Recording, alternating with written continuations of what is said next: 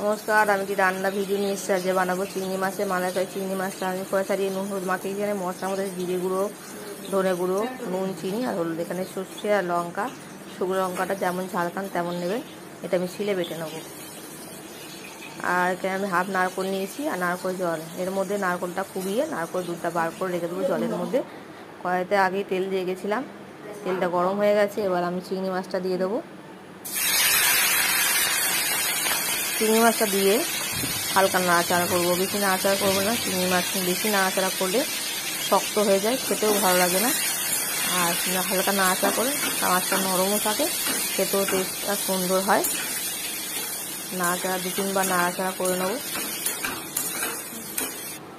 নাড়াচাড়া করে আমি মশলাটা যে সরষে লঙ্কাটা বেটে রেখেছিলাম সেটাই আমি দিয়ে দেবো।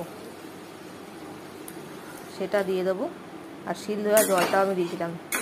শিল ধোয়া জলটা দিলে খেতে ভালো লাগা হয়, টেস্ট হয় নাকি শুনেছি। এরপর আমি দিয়ে দিলাম হলুদ গুঁড়ো,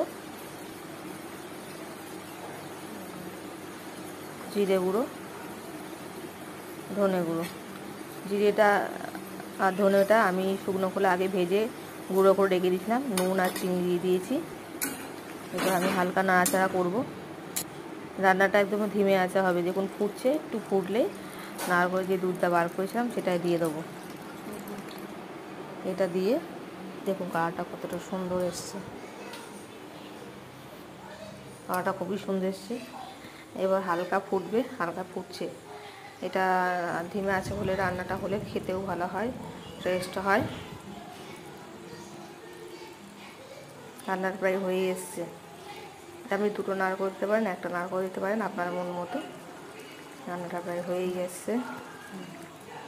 এবার আমি একটা পাত্রে নামিয়ে নেব। রান্নাটা ভালো লাগলে অবশ্যই বলবেন। দেখুন কালারটা কেমন এসেছে নামানোর পর। দেখুন এই কালারটা এসছে, কত সুন্দর এসছে কালারটা, খেতেও খুব ভালো হয়েছে।